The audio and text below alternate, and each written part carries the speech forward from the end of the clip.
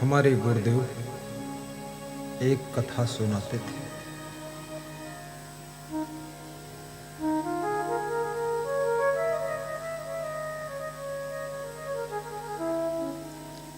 एक राजा झक्की स्वभाव का था। उसे गुस्सा बहुत आता थी। कितने लोगों को लिमिट बाहर गुस्सा आती है। रोज गुस्सा आती है और रोज उतर जाती है।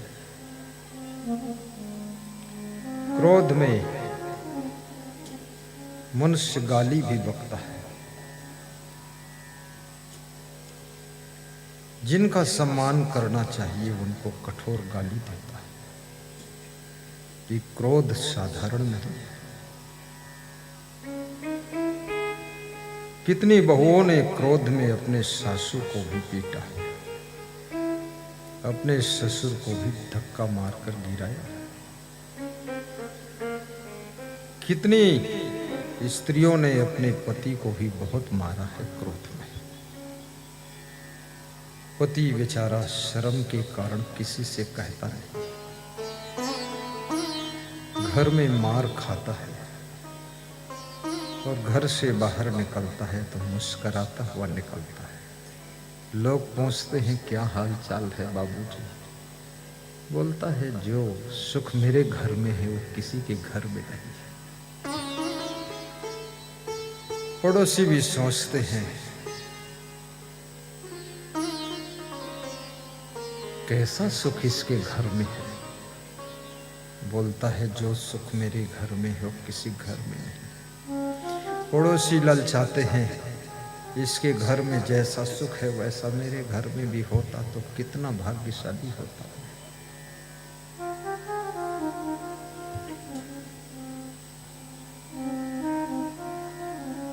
कितने पुरुषों को गुस्सा आई है, अपने पिता को बहुत गाली दिया, मां को धक्का मारकर गिरा दिया है, बहन को ही बहुत कठोर बोला है, अपनी पत्नी की चोटी पकड़कर घसीट कर पीटा है। बहुत पाप हुआ है। ये क्रोध तुमको राक्षस बना देता है। ये क्रोध आपके घर में दुख और दरिद्र लाकर खड़ा कर देता है। क्रोध करने से बुद्धि की कुशाग्रता भी कम हो जाती है, रिश्तों की मधुरता खत्म हो जाती है। जब तुम बहुत क्रोध करते हो तो तुमसे लोग प्रेम करना कम कर देते हैं, तुम्हारे पास बैठना कम कर देते हैं, तुमसे बोलना कम कर देते हैं और तुम्हारे साथ काम करना भी पसंद नहीं करते हैं लोग। ये क्रोध, ये गुस्सा तुमको अकेला कर देती है। और दुनिया के अंदर कोई स्त्री और पुरुष ऐसा नहीं है जिसकी जिंदगी अकेले चल सकती है।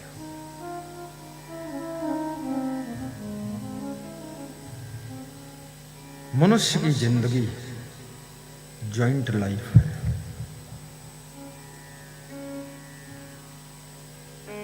डॉक्टर बनोगे तो मरीजों से जुड़कर रहना पड़ेगा। दुकान खोलोगे तो ग्राहकों से जुड़कर रहना पड़ेगा। मरीज बनोगे तो डॉक्टर से संबंध बनाकर रहना पड़ेगा। सत्संग करोगे तो श्रोताओं से तालमेल बिठाकर रहना पड़ेगा। श्रोता बनोगे तो वक्ता से तालमेल बिठाना पड़ेगा। शादी करोगे तो पति पत्नी गम खाकर रहना पड़ेगा।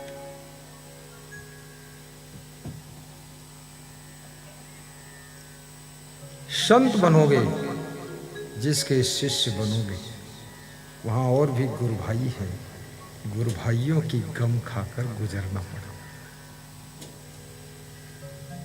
गुरु बनोगे, एक गुरु को सैकड़ों शिष्यों की गम खाना पड़ता है, और शिष्य को भी बहुत गम खाना पड़ता है, क्योंकि शिष्य भी जैसा चाहता वैसा हो नहीं रहा। शिष्य कूदना चाहता है कि ऊपर कूद जाऊं, गुरु कूदने नहीं देता है, तो शिष्य का मन दुखी होता है। शिष्य अपना पेट बजाना चाहता, तबला जैसे।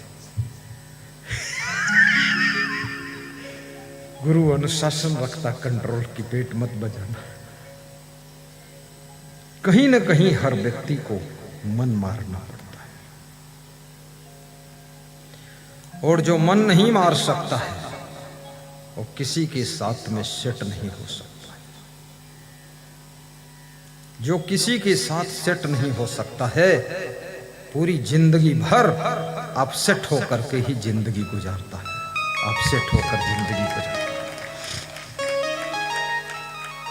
आज आदमी के पास में कितने सेट, टाइम देखने के लिए घड़ी सेट, बैठने के लिए सोफा सेट, सोने के लिए डबल बेड सेट, चलने के लिए कारों का सेट, पहनने के लिए साड़ियों का सेट, गले में हारों का सेट, और तो और है, किचन में नाना प्रकार के बर्तनों का सेट है, लेकिन घर वालों का दिमाग अपसेट है, वो सेट है ही नहीं। सारे सेट बाजार में मिल जाएंगे, सारंगढ़ में मिल जाएंगे, रायपुर मिल जाएंगे, लेकिन दिमाग सेट करने वाली मशीन किसी बाजार में नहीं मिलती है। दिमाग सेट करने का अगर कोई स्थान है तो केवल सत्संग है, और वही सत्संग कटेली में चल रहा है। बोलिए सद्गुरु भगवान की जय।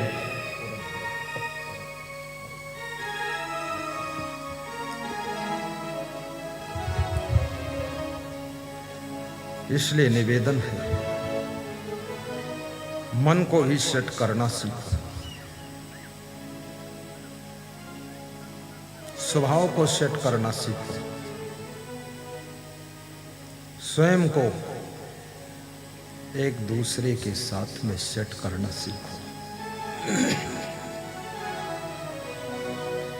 कितने लोग कहते हैं आज दिमाग हमारा अपसेट है, बड़ी हंसी आती है। दिमाग इनका है, अपसेट दूसरों को बता रहे, इसलिए बता रहे हैं सावधान रहो, नहीं तो झगड़ा कर लूंगा। दिमाग अपसेट से काम नहीं चलेगा। मन सोहरौना नहीं बनावे, मन सोहरौना नहीं बनावे, सहनशील बनी आप रहावे, सहनशील बनी आप रहावे, मन संकल्प करे नहीं पूरा, मन संकल्प करे नहीं पूरा, जाने के बंध तजते शूरा, जाने के बंध तजते शूरा। मन सोहरौना नहीं बना। तो मैं आपको सुना रहा था, एक धोबी नदी में कपड़ा धो रहा था, और मंदिर का पुजारी नदी में स्नान कर रहा था। मंदिर का पुजारी स्नान करके मंदिर में पूजा करने के लिए जा रहा है। जहां पर धोबी कपड़ा धो रहा है, वहीं पर पास में रास्ता है, उसी रास्ते से पुजारी गुजर रहा है। पुजारी धोबी से कहता है, धोबी 1 मिनट रुक जाओ, मैं निकल जाऊं, भगवान की पूजा करना है। तुम गंदे कपड़े धो रहे हो, मैं स्नान करके जा रहा हूं, सीधे मंदिर जाऊंगा। कपड़ा मत पीटना, कपड़े के मैल की छींटे मेरे ऊपर पड़ेंगे तो मैं पुनः गंदा हो जाऊंगा। इसलिए धोबी मान जाओ। धोबी जोशीला धोबी था, उसने सुना ही नहीं, माना ही नहीं, रुका ही नहीं और कपड़ा पीट दिया। कपड़े के मैल की छींटे पुजारी के ऊपर पड़ गई। पुजारी वापस लौटा और पुनः स्नान किया। फिर से स्नान करके तब निकला। फिर उसने धोबी से प्रार्थना किया, धोबी मान जाओ, 1 मिनट रुक जाओ, मुझे निकल जाने दो, भगवान की पूजा भी लेट हो रही है। धोबी जिद्दी धोबी है, हठी धोबी। कितने लोगों का स्वभाव बड़ा जिद्दी होता है। इतने जिद्दी होते हैं कि गर्दन कट जाए लेकिन जिद नहीं छोड़ते। हठी और मूर्ख के 3 लक्षण होते हैं। मूर्ख जिद्दी होगा, हठी होगा और क्रोधी होगा। ये 3 लक्षण जिस व्यक्ति में मिले तो समझ लेना ये मूर्ख है। और जो मूर्ख है तो उससे अपना पल्ला झाड़ लीजिए, क्योंकि मूर्ख को समझा नहीं सकते आप। कबीर साहब जैसे ज्ञानी संत भी मूर्ख से हार खा गए। कबीर कहते हैं, मूर्ख के सिखलावते ज्ञान गांठी का जाए, कोयला होए न उजला जो सौमन साबुन लाए। कबीर साहब कहते हैं, मूर्ख को सिखाने में गांठ का ज्ञान भी चला गया। कोयले में साबुन लगाते लगाते साबुन घिसकर खत्म हो गई, लेकिन कोयला काला का काला ही रह गया, कोयला उजला हुआ ही नहीं। मूर्ख को सिखाते सिखाते शाम हो गई। मूर्ख तो ज्ञानी बना नहीं, लेकिन ज्ञानी का टाइम बर्बाद हो गया। इसलिए जो बहुत बुद्धिमान लोग होते हैं वो मूर्खों से बात भी नहीं करते, और बहुत बुद्धिमान जो होते हैं, मूर्ख यदि कोई तर्क करता है तो उसके मुंह को देखकर वे मुस्कुरा देते हैं और कहते ठीक है, ठीक है। वे सोचते हैं अगर कुछ भी कहा तो बात बढ़ सकती है, बात से बात उलझ सकती है, बात से बात बिगड़ सकती है, बात से ही विवाद जन्म लेते हैं और बात से आग उगल सकती है। इसलिए बुद्धिमान व्यक्ति बात को विराम दे देता है, चुप हो जाता है, गम खा लेता है। राम गम खा लेते हैं, परशुराम क्रोध करते हैं। क्रोध करने वाले परशुराम छोटे हो जाते हैं, गम खाने वाले राम बड़े भगवान हो जाते हैं। क्रोध करने वाले परशुराम थोड़ी देर के बाद क्षमा मांगते हैं और गम खाने वाले राम मुस्कुरा कर परशुराम को क्षमा करते हैं। क्रोध करने वाले परशुराम के मंदिर नहीं बनते हैं, पूजा नहीं होती है। गम खाने वाले राम की पूजा घर घर में होती है और अयोध्या में भी होती है। गुण पूजा स्थानम नच वयम नच लिंगम। वो स्त्री महान है जो अपने गुणों से अपने परिवार को प्रेम के धागे में बांध कर रखती है। आज मैं प्रातः पदयात्रा में गया था, दिगंबर साहू हमारे साथ में थे, तो खेतों तरफ गया। मैंने सोचा इधर शांति है, रोड पर ट्रैफिक है, तो वहां संत लोगों को बिठाया, उकड़ू बिठाया। तो ये संत जो बैठा है नंबर 1 पर, इससे मैंने पूछा, तू संत भी हो गया और पहले घर में भी रहा है, और ये बता दे जिंदगी का सार क्या है। ये मेरा शिष्य है, लेकिन पूछा, मैंने सोचा शिष्य से भी ज्ञान ले लूं, वो जिंदगी का सार रखा हो निकाल कर तो दे दे। दिगंबर से भी पूछा, सार बता दो। और एक शिष्य था, उससे भी पूछा, सार बता दो।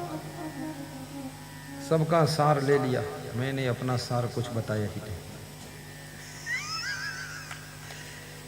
चींटी धूल से भी शक्कर का कण निकाल लेती है और शक्कर के कण की मिठास को चूस कर पेट भर लेती है। याद रखना, चींटी से भी सीखो, छोटों से भी गुण लेना सीखो, छोटों से भी अच्छी बात सीखना सीखो।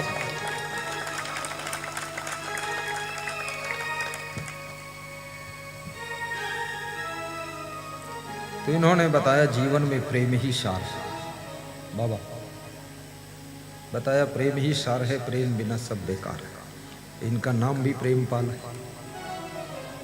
मैं प्रेम की बात बताई,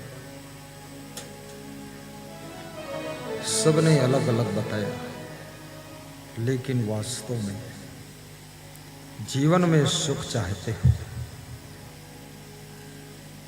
न धन से सुख मिलेगा, न मकान से सुख मिलेगा, न गाड़ी लाड़ी बाड़ी साड़ी से सुख मिलेगा, न घड़ी से सुख मिलेगा, न गले के हार से सुख मिलेगा, न चांदी की कार से सुख मिलेगा। सुख यदि मिलेगा तो आपस के प्रेम से ही सुख मिलेगा, आपस के प्रेम से सुख मिलेगा।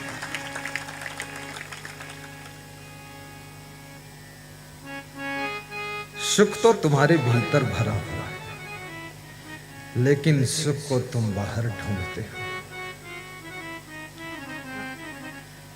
सुख पैसे से मिल जाता, दुनिया का सारा सुख रतन टाटा खरीद कर स्टोर कर लेते, हमारे तुम्हारे लिए बचता ही नहीं, क्योंकि हमारे तुम्हारे पास है क्या? कितना महंगा मिलता है। मुकेश अंबानी टोटल टेंडर डाल देता सुख का, तुम पीछे खड़े रह जाते हैं। लेकिन नहीं, पैसे से सामान मिलता है, वस्तुएं मिलती है, पैसे से मकान बनता है, पैसे से जीवन निर्वाह की व्यवस्था होती है, लेकिन पैसे से सुख का कोई रिश्ता नहीं। सुख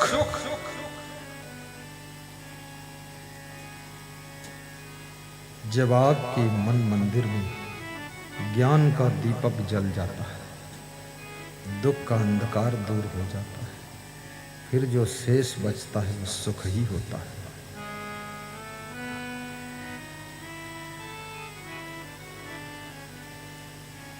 श्रद्धवा लभते ज्ञानम तत्परः संयतेन्द्रियः। धनवान बनो, लेकिन धनवान बनकर यदि तुम सोचते हो सुखी हो जाऊंगा, कभी नहीं। निर्धन बनकर सोचो सुखी हो जाऊंगा, कभी नहीं।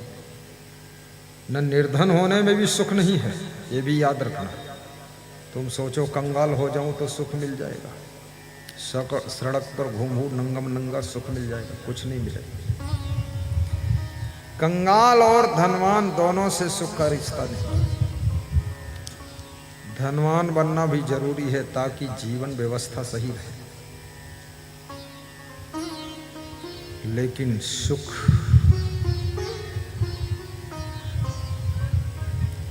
श्री कृष्ण कहते हैं, शक्नोति है या सोढ़ुम प्राक शरीर विमोक्षणात् काम क्रोधोद्भवम वेगम सह युक्ता सा सुखी नर। ध्यान देना, सुख की बात चल रही है। जो मनुष्य मरने से पहले पहले जीवन में ही इस शरीर में उत्पन्न हुए काम वासना के वेग को, क्रोध के तूफान को नियंत्रण करने में समर्थ हो जाता है, वही सुखी है और वही योगी है। इस शरीर में काम वासना का वेग उठता है, क्रोध की आग धधकती है। दोनों खतरनाक है।